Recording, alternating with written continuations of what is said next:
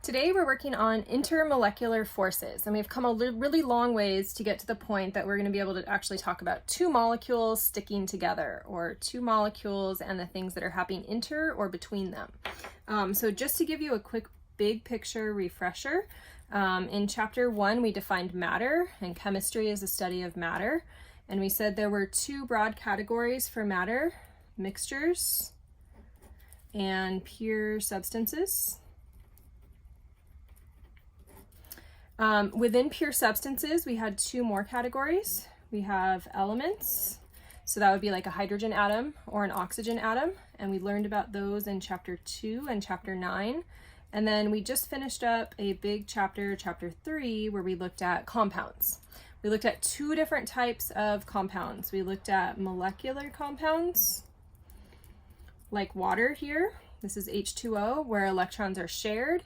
And then we also looked at ionic compounds, where electrons move, say, from sodium over to chloride. All right, so in this chapter, we're going to take these molecular compounds, and you can see it in the name here, intermolecular forces, and we're going to take more than one of them, so two waters, and we're going to have them stick together. All right, so if I were to draw these out, two water molecules in their shapes, and then we're going to have these purple lines to say, hey, here's the attraction between them. They don't bond to each other, they don't have these sticks, but they're going to stick together. All right, we will also see in this chapter another thing that molecules can do is they can mix. So I can go over here to this mixture category, still grab molecular compounds, but notice these are different from each other, and I can have those stick together as well. So I can have a mixture that works because of intermolecular forces, and I can also have a pure substance that's just two of the same molecular compounds. In either case, I have these temporary attractions. They're maybe roughly 10% of the strength of an actual bond. So these are weaker than a bond, but they still have huge impacts on properties as we look at molecules. So a couple of colors to watch out for as we work through this chapter. These purple lines, and we generally use vertical dashes, are going to be my intermolecular forces, or IMFs. That's the word here. We will see again our polar molecules at some points. So this is a molecular dipole. And we will sometimes also show that with partial positives and partial negatives, like we saw back in chapter 3. And those are the two main colors that you'll see throughout this chapter. All right, so going on to the second page, let's just do a quick refresh of polar molecules, because that's going to be how we build up here. So the build up, what we did in chapter 3 was we looked at Lewis structures, Vesper shapes, and then bond dipoles. So this was all chapter 3, and you can go back and review that if you need to. But when we did that, we have to be able to do all that correctly to get to intermolecular forces. So if the problems feel challenging in this chapter, it's because they have so many other things underneath that you have to know in order to be able to do them. So these are already drawn in their correct shapes. We needed to be able to do bond dipoles, those little bond arrows, showing that oxygen's pulling electrons, fluorine's pulling electrons, and C's and H's always share electrons evenly. And then from there, we could do molecular dipoles, which we used pink for, and a bigger arrow to say overall on the molecule, electrons are getting pulled to oxygen.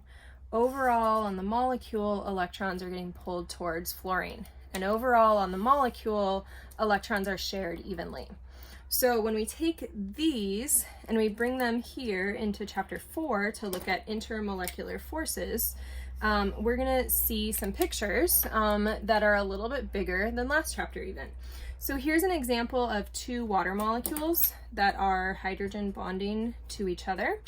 And often with hydrogen bonding, which we'll talk a lot more about, we use these partial negatives and partial positives in place of the arrows, so we can see opposite charges are attracting. We might also see something polar like this, and I'm just going to rewrite it as CH3F and another CH3F, and remember the pink arrow points towards F. So we will see some intermolecular forces holding those, kind of sticking them together like Velcro or magnets, things that stick, but then you can separate them.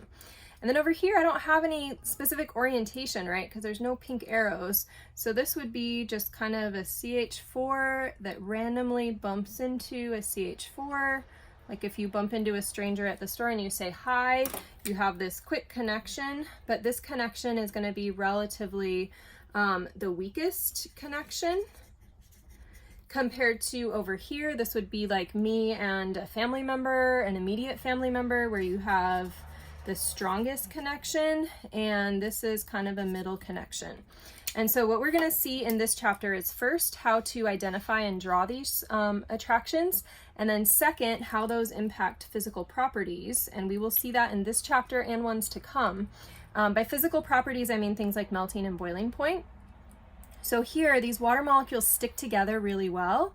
That means that they end up having a really high boiling point. These molecules stick, but not nearly as well, and so they have kind of a mid-range boiling point. And then here, these barely stick at all, so they are very easy to pull apart or very easy to boil.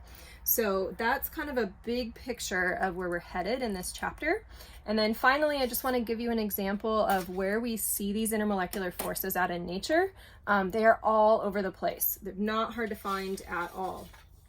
So if I look at solid water and I see these little dotted lines, these are all hydrogen bonds holding these hexagons in place. Or liquids, remember, we saw are a little bit more disorganized, but still hydrogen bonds, intermolecular forces, holding those together. If I look at an enzyme and substrate, I want this temporary kind of Velcro stickiness. And so I'm going to have intermolecular forces holding that enzyme and substrate together. And then a final example is in DNA, where you have this double helix, which looks like very stuck, right? But when you need to express a gene or you need to copy your DNA, you have to take this DNA and you have to unzip it, right? And so we want something that's kind of like Velcro, kind of like a put together, take apart kind of zipper in the middle. And it turns out that that is going to be hydrogen bonds right through the middle here.